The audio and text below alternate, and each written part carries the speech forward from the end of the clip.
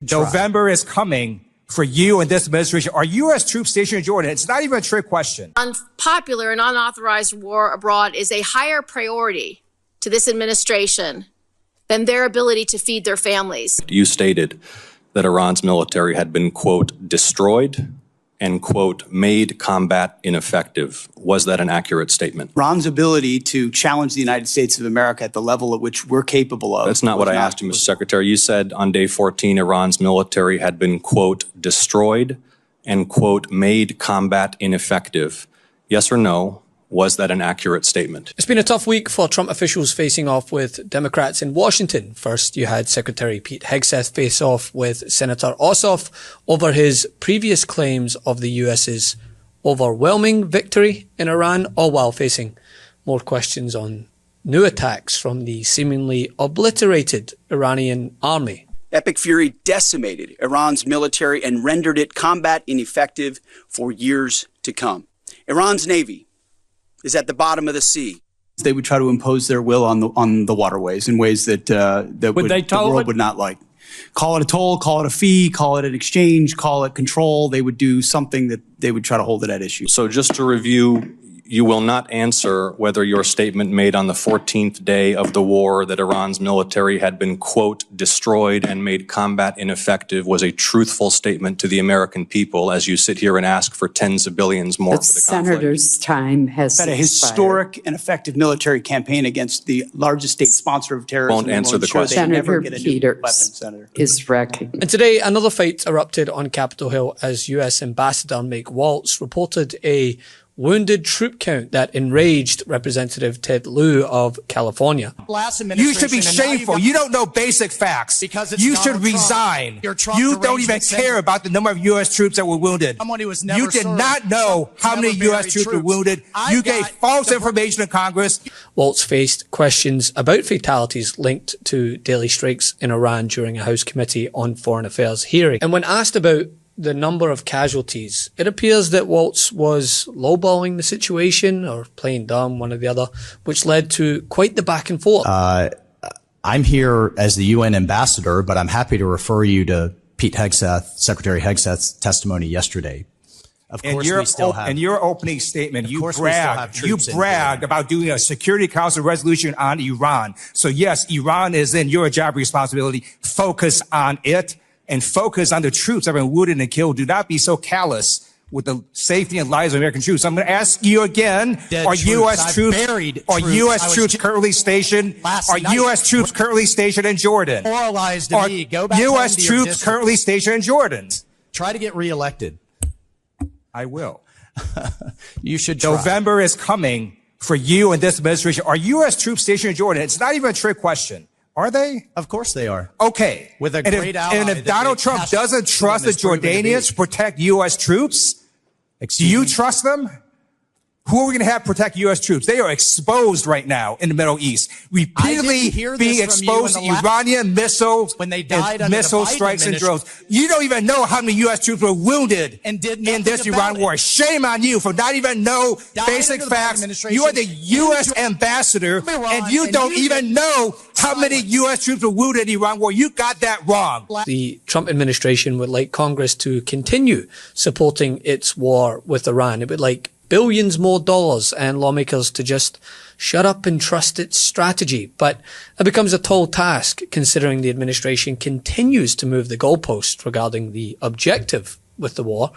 They want to make a deal. And they want to make a deal so badly. They want to make a deal so badly. I do see a deal in Iran. It's looking very good that we're going to make a deal. This process should go very quickly. We're going to end that war very quickly. We're in the final throes of what will be a very, very good deal. And they want to make the deal a lot more than I do. We have our deal done with Iran, and it should be successful. We're making an amazing deal with Iran. They want to make a deal with us very badly.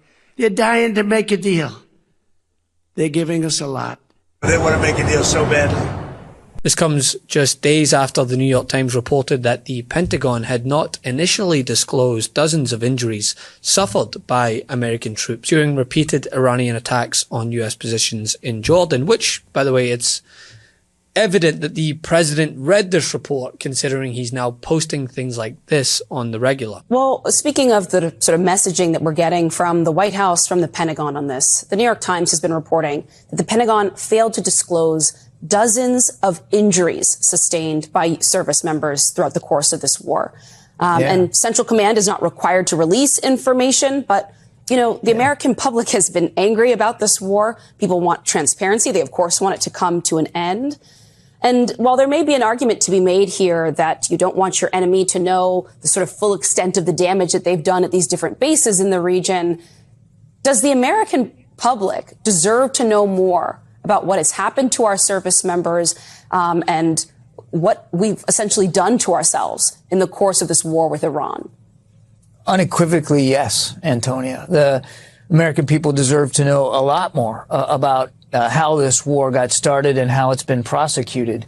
And the administration has not done, in my view, a sufficient job of communicating exactly what we're trying to achieve and how we're going to achieve it and how we're going to know when we have achieved it. According to the New York Times reporting, several members were injured while rushing towards shelters during one attack, and other troops were hurt in separate strikes. But those attacks and injuries were not publicly detailed at the time, and the public learned the fuller scale only after later Iranian strikes had killed American soldiers at the same base. So when you look at that and you have Mike Waltz appearing before Congress, unable to answer basic questions, it's no wonder that Representative Ted Lieu was outraged here. All while they're asking for more money to continue the war that was initially sold as limited in scope. Those were Mike Johnson's words. I support what's needed to ensure that the American people remain safe. So we'll see what that number is. I haven't seen the details. We just heard the number this morning. If there are ground troops, should they come to Congress first if there are ground troops?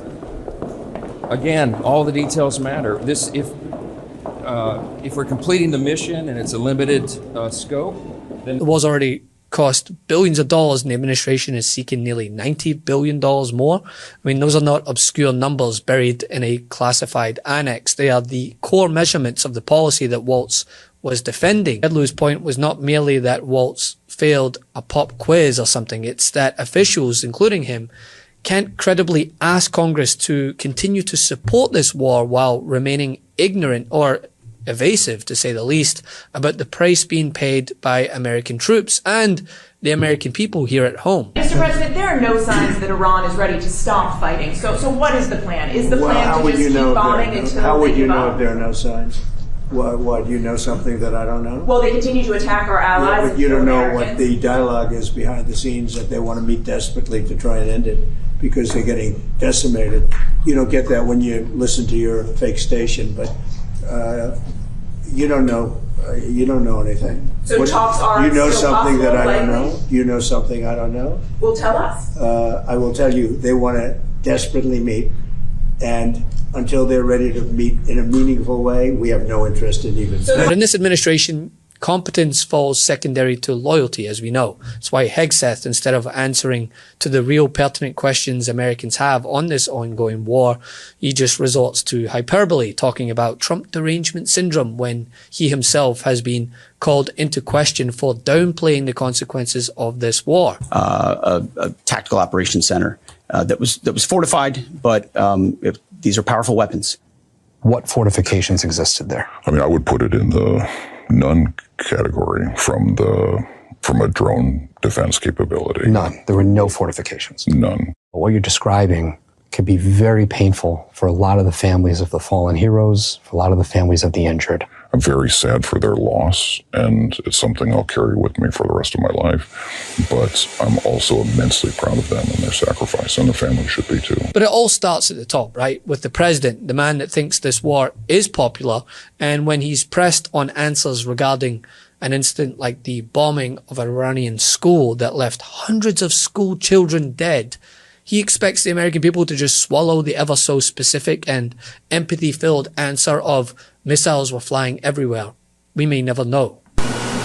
Will you commit to releasing the findings of this investigation? Well, I don't think anybody's going to ever be able to say what happened there, because if they don't know by now, and as of a couple of weeks ago they didn't know, and while things like that happen in war, there are missiles flying all over the place, and I don't know how anybody could say that we shot it. But it's just indicative of an administration that sits in front of Congress and provides answers like, we don't know, we may never know, but keep giving us billions and we'll keep going to no end. Want to stay plugged in? Become a subscriber to our Substack at MeidasPlus.com.